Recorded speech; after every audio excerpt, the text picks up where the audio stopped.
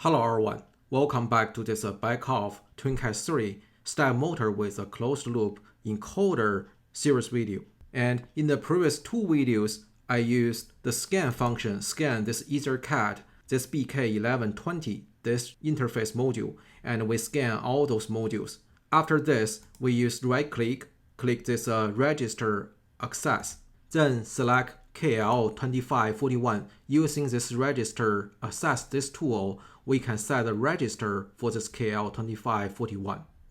Because this is a K-bus module, so we have to use this way, register access this tool to set the register. Some key register we need to set or we need to double check. For example, if we go to R33, 200 steps per revolution for the step motor, this parameter need to identical with your step motor you are using. In this case, I'm using Beckhoff step motor that is 200 steps per revolution. That means this step motor per pulse, it will run 1.8 degree. And R34, that is how many lines per revolution from encoder. In this case, I'm using 1024, this pulses encoder. So I need to set 1024. And also, we need to check out one important value from 46. And the number 6 here, that means 2 power 6 equal to 64. That is the micro steps. So from the module, it will divide one pulse into 64 micro pulses. Okay, this is very important. Every time once you adjust the parameter here, don't forget, click this right. And all those parameters will directly write into the terminal. And after power down and power up, all those parameter settings will still stored in that terminal. Okay?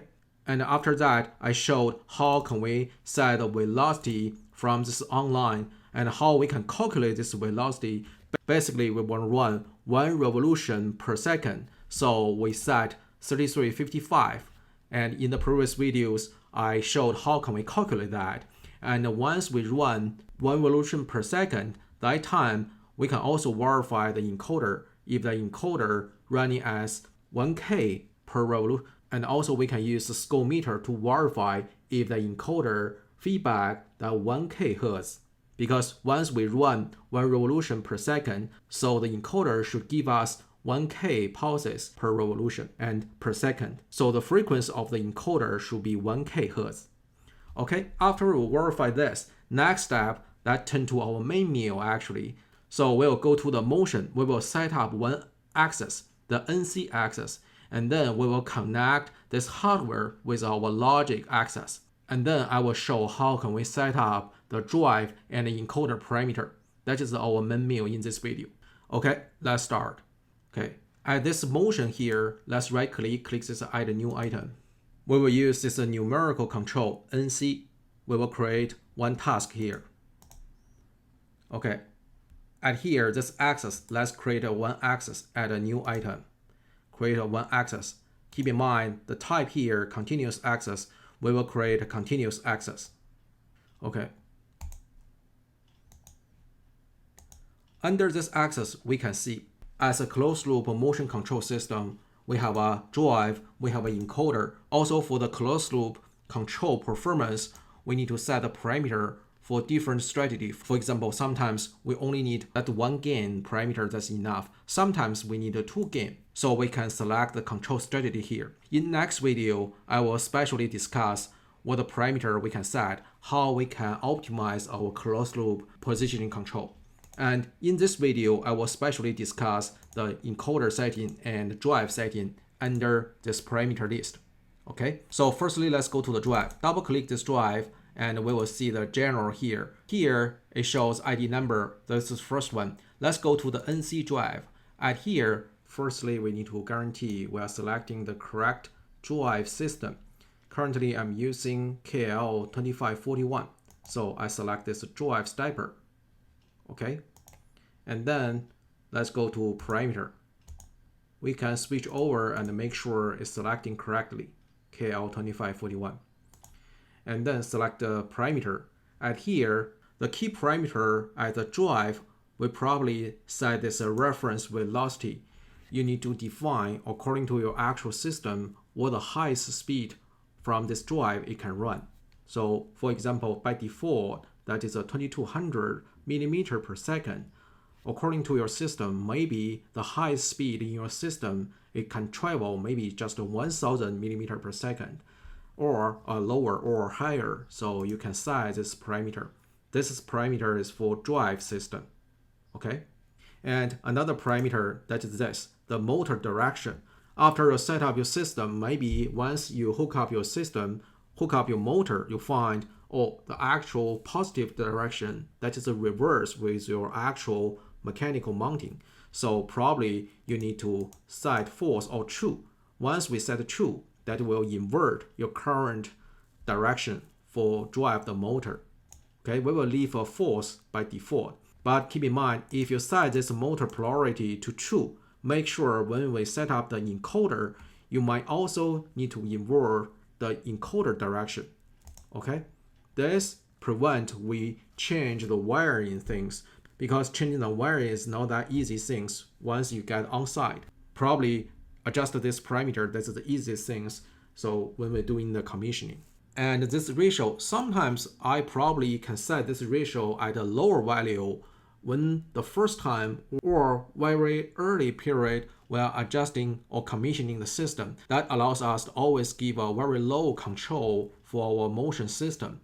So in case we give a high speed, maybe the motor start to run very fast and maybe your gear or maybe your load totally screw up. So this parameter can be set at 0.2 or 0.5 set at lower speed. This is a similar idea as a speed override or power override. Okay? And other parameters, according to your system, might be you can adjust something for them. To check out those details explanation, I highly recommend you can search Infosys Beckhoff, so you can find a detailed explanation for them. Most of the cases, we will leave all those parameters as a default. For example, as this valve diagram, we will select the linear, and this drive mode, we will select standard. Okay? And this is the drive system. And one more thing I would like to explain about this time compensation. At the drive system, we are communicating with the EtherCAT. EtherCAT is running very fast. Basically, this field bus cycle time will be couple milliseconds. And also, our NC task, the NC task for our program, this access, this data behind, currently is running cycle tick, that's the 10 milliseconds. We can set a lower, basically. But keep in mind, the lower parameter for this cycle tick, the higher workload for our control system. But you can imagine this drive cyclic tick and the actual field bus, this cycle time, they are not matching. So some cases, to synchronize this cycle time, we could turn this on and set some parameters here. To find out the detailed explanation for this time compensation, we can go to Beckhoff Infosys system and find out that time compensation. And we can read the detail and figure out what the value we can set here. Okay, this is the drive parameter setting. Then let's go to encoder. Expand this access. Let's go to the encoder. By default, this encoder here, this is a simulation. Then we need to select the hardware, the interface we are going to use. We are using KL2541. We are using the KL2541 reading the encoder value. Then let's go to the parameter. And let's check out the parameter we need to configure. The encoder parameters are very important for our feedback and for our motion control system. So firstly, like we discussed, the invert encoder counting direction. So that depends on the actual counting value from your access, from your actual position of your mechanical system. So if your motor got an invert, so probably you also need to set the invert. By default, that is a false. That depends on the actual direction once you hook up the system. Okay? And this scaling factor, numerator and denominator, this is very, very important. So in the old style, it only has one scaling factor here. That will cause confusion. This scaling factor that usually in the manual is called SF. It's a scaling calculated result, but it's hard to figure out how this value comes from. But now we have a numerator and a denominator. That's very good. That allows us to know this scaling factor, how this value comes from. That comes from this numerator divide this denominator. Okay. In my system, as we know, I'm using this pure motor. If I'm using this revolution as the physical length, for example, one revolution, I will call that 360 millimeter. So this numerator, I will set 360 millimeter. Okay, and based on this 360 millimeter, that's one revolution. How many pulses from the encoder we will count from this terminal module? Keep in mind this word, how many counters from our terminal module. This value now come from the encoder. That's come from our terminal. It actually counted. So in my case, I'm using the 1024 lines encoder. But the actual value I need to set here, that should be 4 times of that encoder. That should be 4096. Maybe you will confuse. Why not set 1024 that match our encoder value? That's because actually our terminal, that the sample time to counting the encoder, that's much faster than the encoder, and also is running 4 times that counter inside. So to check out this, I would recommend you go to one website, and you can go to this website motioncontroltips.com, and you can search this topic, what do X1, X2, and X4 position encoder means for the incremental encoders. And if you scroll down, and you will find X4, 4 times encoding goes one step further. So because we are using the ABZ, that style encoder, so the terminal actually is counting is based on this scenario. So to count one pulse, that actually got a 4 times counter. We got the number 1, number 2, number 3, number 4. It's actually checking the rising age, and this age, and this age, and this age. To count one pulse from the encoder, the terminal, our Beckhoff terminal, is counting 4 times that counter. That's why per revolution, the encoder that is 1024, but actually the counter in the terminal, we count 4096. So here we define from the denominator the counters, that is 4096, and we define using one revolution as a reference. So per revolution, we will define our travel distance, that is 360. Okay, this 360, that depends on your actual case. Sometimes from my experience, we usually use motor that 1 revolution or 10 revolution as a reference. For example, if we are using the 10 revolutions as a reference, so I can set 40960 here. And for 10 revolution from the motor, we can measure the actual travel distance of your controlled object, for example, the roller or the pallet. Or you can calculate based on the gear, the ratio, and based on the actual physical position. You can calculate that. So basically the calculation could be very accurate. The main idea is we need to get the actual travel distance and the actual counters. And in this case, per revolution, my distance will be 360, and the encoder counters from the terminal, that is 4096, 4 times of my encoder. Okay, this is very important. And internally, it will calculate based on this. And you can see this unit, that is a counter per millimeter. Okay, and then the next key important parameter we need to set, that is this encoder mask, the maximum encoder value here. And to check out this description, so we can go to Infosys Beckhoff system. Then I will use this page as an example, EL72, this is servo motor terminal. This NC setting here. So if we scroll down, and it will explain this reference velocity, maximum velocity calculation here, and this daytime compensation. And now we are talking about this setting for encoder mask. So from this encoder mask, sometimes we will see from the old system, this is the TwinCAT 2 system, it had this maximum encoder value and absolute range maximum value here. This is this sub mask. So here it explained for the encoder that per revolution it has a 13 bit, and we have a 8 multiple turn speed. So this maximum will be the 13 plus 8. That's 2 power this value. and then we get this maximum mask value. And per revolution, we have a 13 bits here. So for that sub mask, so we will set this value. Okay. For some cases, if you forgot setting this, you only set 4F here. You will find if you are using the encoder for measuring the travel distance, we will find the distance cannot measure that so long.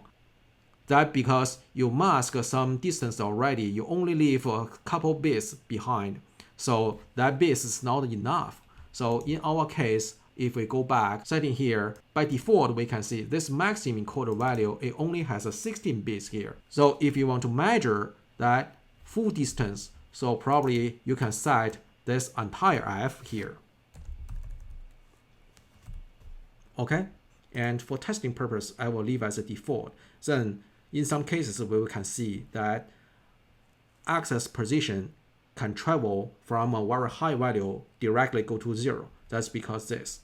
Okay, and then this software, this position travel. So by default, I will leave as a false. But after you basically finish everything and you guarantee your positioning is showing correctly, probably you can set true. So we can set some software limit to prevent your system over traveling. Okay, and this is filter. Filters is also important. By default, this value is this. Some cases, if you find your encoder always vibrating when the motor is a standstill status, probably that time you can set this actual position, especially for this actual velocity, can be set a slightly high. But keep in mind, this value cannot be too high, because the higher this value, that means your actual position or actual velocity feedback from the encoder, that will become slow. The slower this feedback value, that will cause your control, this feedback loop, that very tough. So keep in mind, this value can be used to get rid of some noise, but that will cause this control loop become worse. So keep in mind this, we need to trade off this. Talking about this, we can jump direct to this encoder mode. So if your encoder shows smooth and stable, we can leave this encoder mode, this position and the velocity as a default. And if your encoder shows very noise sometimes, probably you can select this position only and turn on this position correction. And after you turn on this position correction, so internally the position value, acceleration and deceleration can be calculated inside. So the system could use some approximation way to calculate the position, velocity, and acceleration. And we can see this filter time position correction here. From my experience, I will trust the encoder as much as I can, unless the encoder give us too much noise. So probably we can select this position and turn down this correction. But if your encoder shows that's okay, so we can leave this feedback as a default, the encoder mode. The encoder will check the position and the velocity. And I will turn off, leave this false for the position correction, because this correction will make this feedback, this position feedback become slower than before. Again, the slower this position feedback to the controller and our feedback loop, this control loop for the position control will become worse or become tough. So you need to very carefully about this. And then another important topic, that is homing. This is the homing sequence here. By default, this reference mode, it selected the default. I will especially use one video discuss the homing.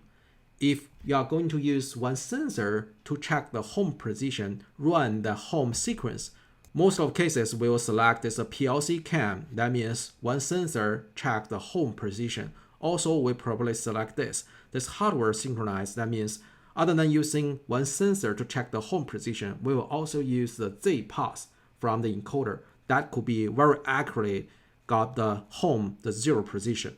So probably we'll select this two selection here.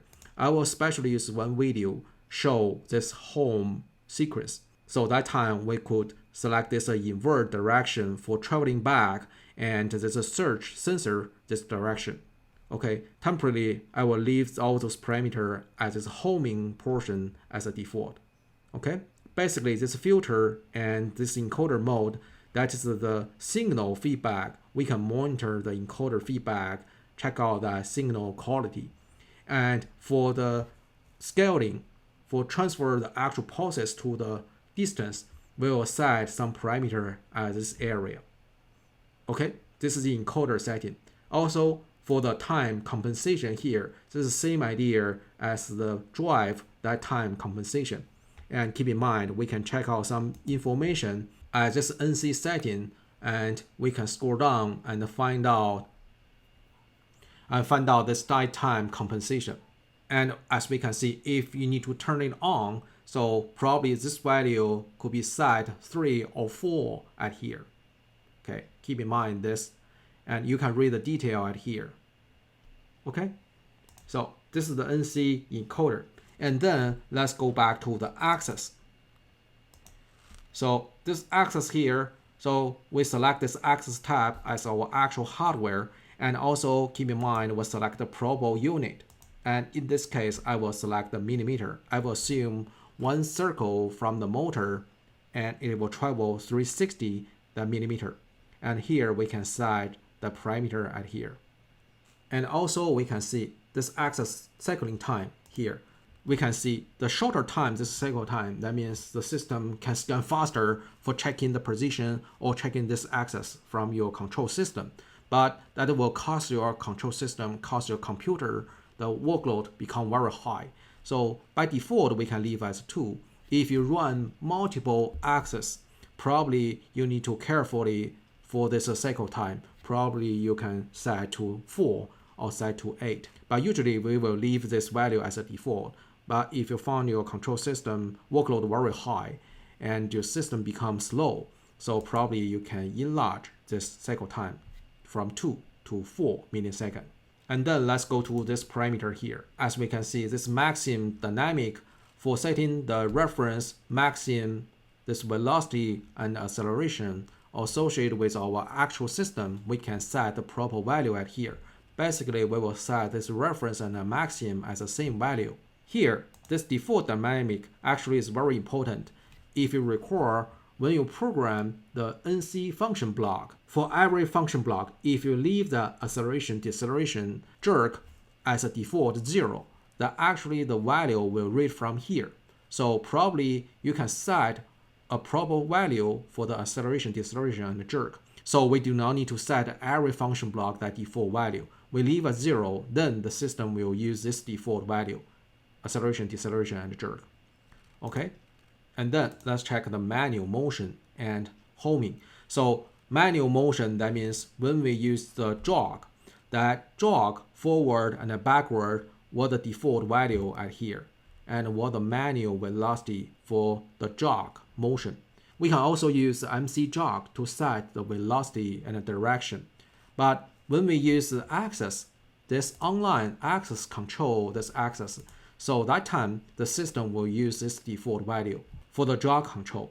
So probably we can leave this manual velocity lower value. For example, this slow value and this fast. The fast and slow, that means when we go to the online, we will see this double plus and this single plus, that is slow. And this is a fast jog speed. Okay? And then let's go to the faster axis stop. So at here, for setting the faster axis stop, we can select the rising edge, falling edge, or both edge, or high active or low active.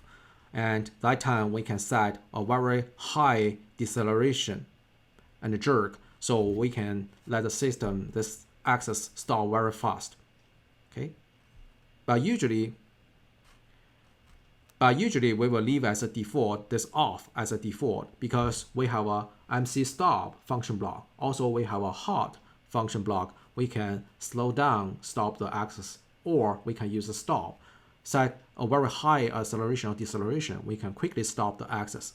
And also, usually when we control the motion, and we have a safety system, so we can use the safety system immediately stop the motor.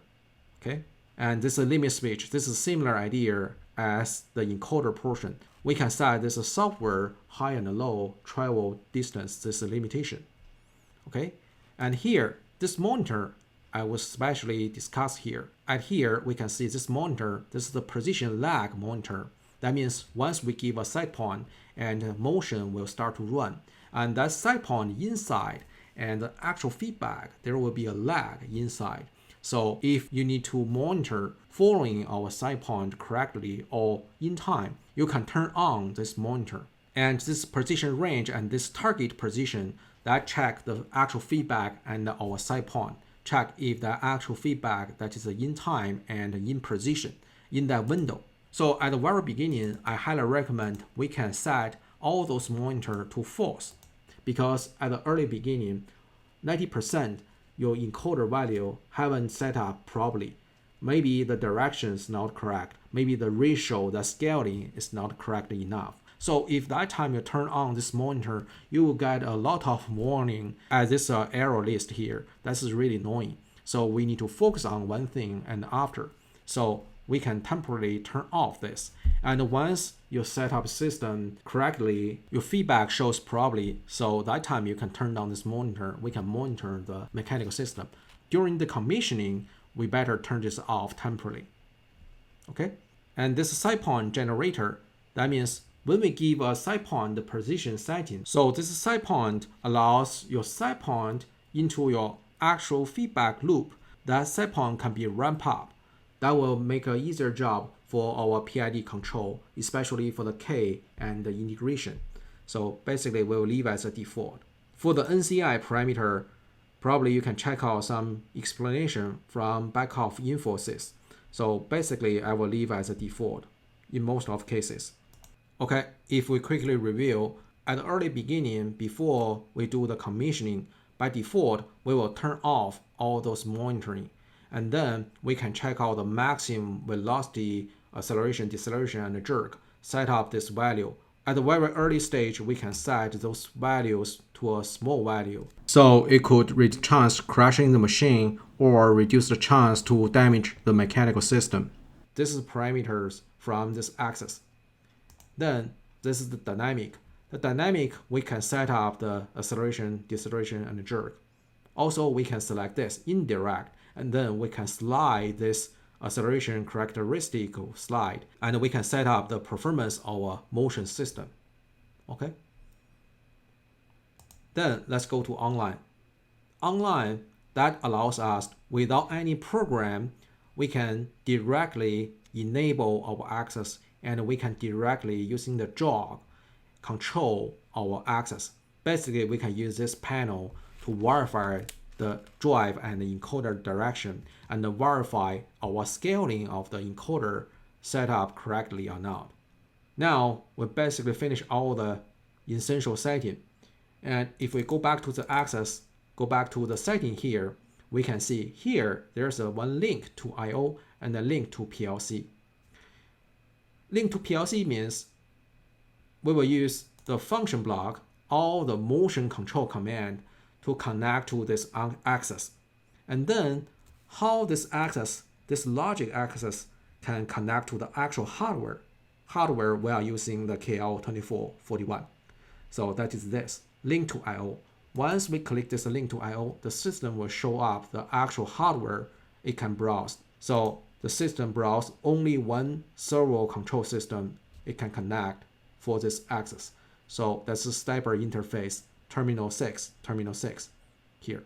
Before I click this OK, we quickly review here. If we go to the terminal 6, we can see this link 2 for the status control, all this area, now they are empty. But after I go to the access, click this link to I/O, I link this access to this hardware, click OK.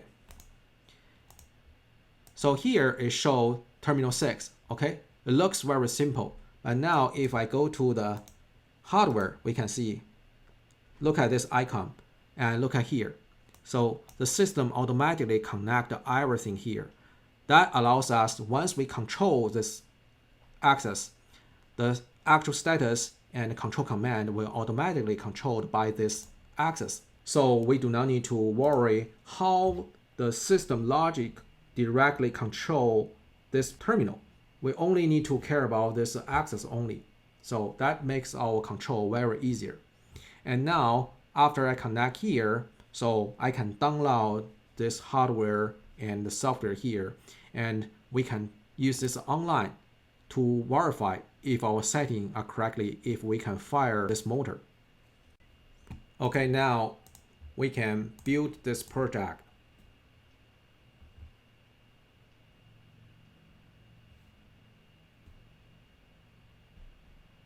No errors, and then we can download.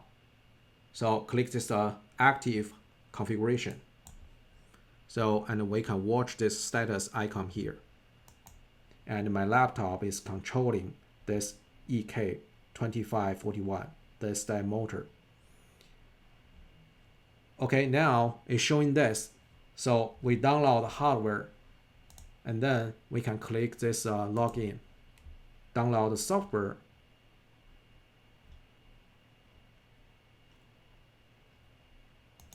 Okay, now let's go to the access and click this online. Okay, to turn on this motor and enable the motor power, so we need to click this. And now from the motor side, there is no any power energized sound. So after I click this motor and the direction enable and turn on this override, by default, we can set a lower override. But for checking that encoder scaling, I will set 100 to make sure the feedback and the actual speed that makes sense. Okay, I can set OK. The reason why it's showing the vibrate, one reason that's because the controller K, we haven't set up the K yet. We are using the default K factor. And also for the encoder, this area, probably we can optimize some parameter. For example, the actual position, this filter, or the time compensation. Okay, we can temporarily leave it there. We can quickly verify the direction first. So now the motor is enabled and it shows ready.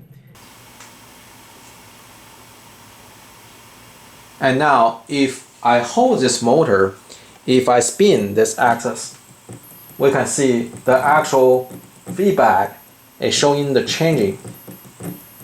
So that means this value reading from the encoder. Okay. And also we can see the actual indicators from the terminal. I labeled one black marker here, and this is our initial position. And now if I set it go reverse 360,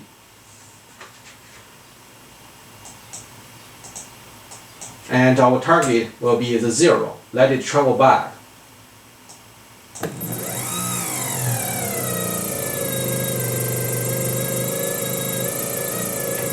So it gets this position, but it over travel and then travel back. That means this feedback loop we need to optimize after.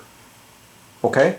And I can turn on to slightly jog this motor, verify the direction.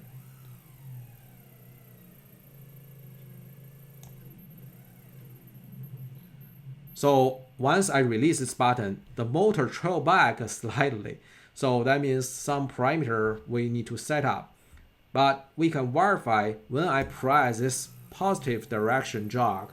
So the motor is running counterclock. Okay, this is the positive direction. We verify this direction. If I hit this negative, okay, it travels the negative. So we verify this direction. If I click this positive, we can see the motor is traveling towards to the clockwise. Release. It will travel back. That means we haven't set up or we haven't fully optimized this encoder and the feedback. If I click this negative jog, it's traveling the counterclockwise. So this is the reverse direction. Okay, that makes sense. And now we can set this encoder. We can firstly set this encoder to 0. Okay, that's 0 now. And then we can fire this encoder, let it travel 360 degrees. And let's see what the actual distance it traveled. Okay, the reference velocity, we can set a lower velocity value, and we can set this target velocity 100 milliseconds. And this target position we can set 360, and let's watch that motor if that motor travel 1 revolution. After this set, we can click this button.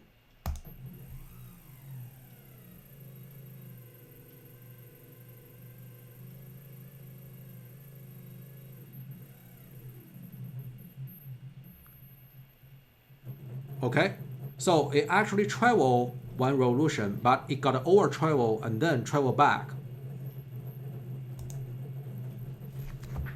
So we can see this value shows 360, but it's vibrating here.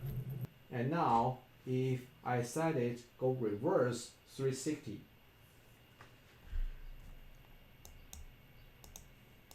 and our target will be the 0. Let it travel back.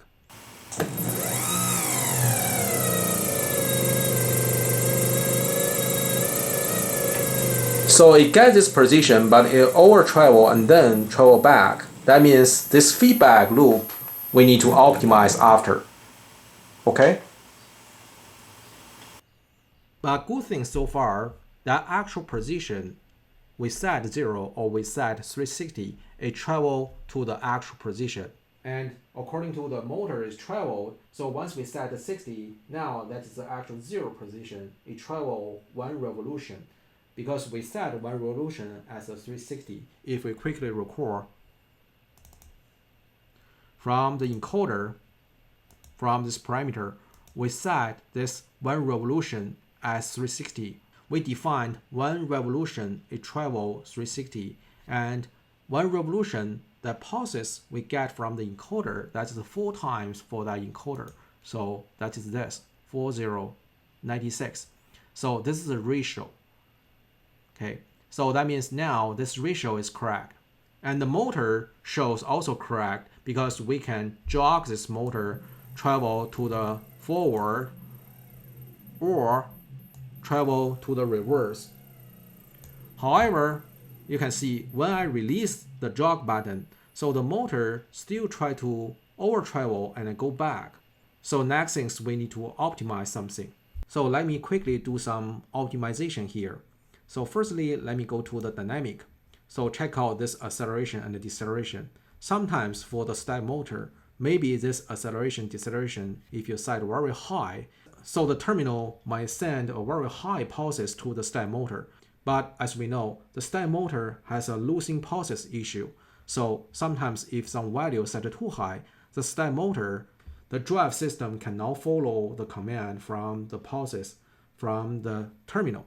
So the acceleration, deceleration, we need to set slightly low. For example, I can set 400. And for the jerk, we can set 2 or 5 times of the acceleration, deceleration.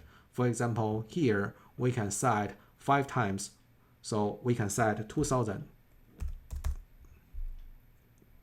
And then I click download. Okay, and then let's do a quickly fire.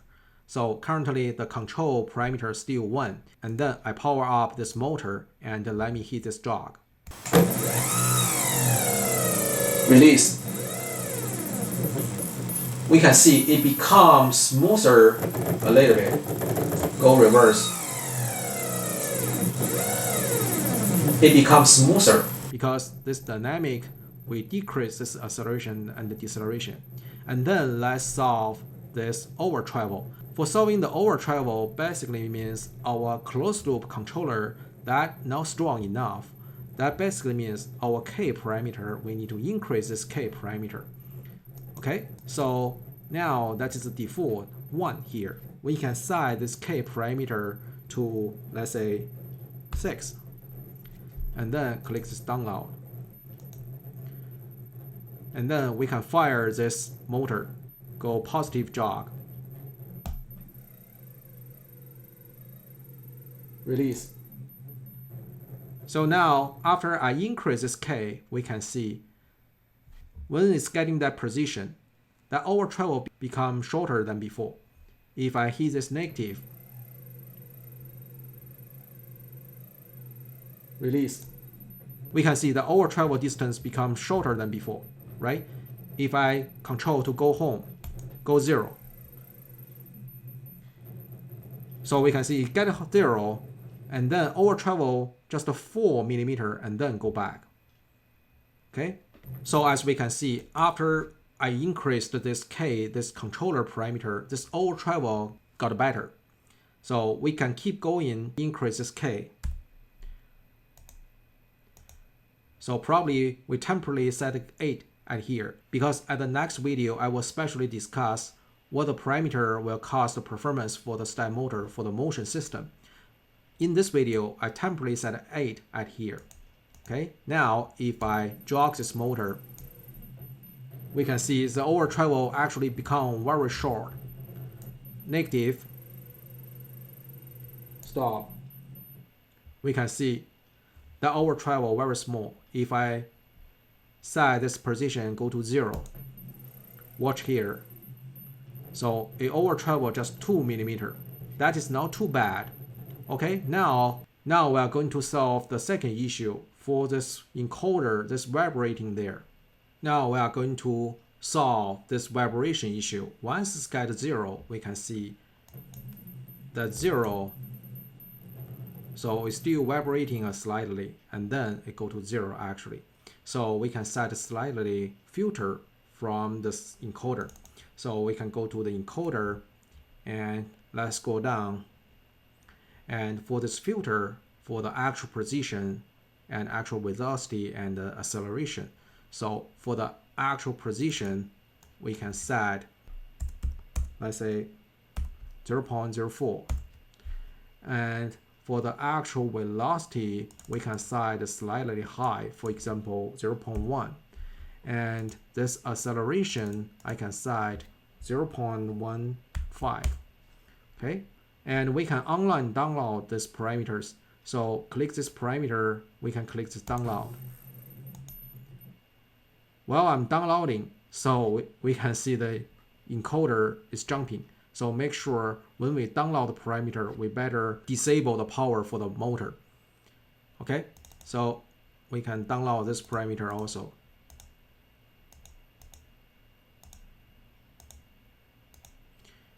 Okay, and let's see if the feedback still vibrating there. So if I go to the motor, and now we travel the same distance, 180.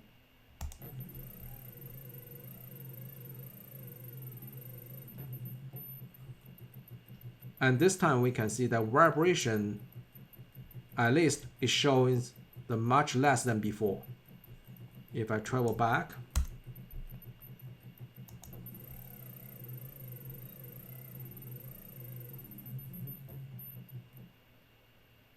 yeah, set 0.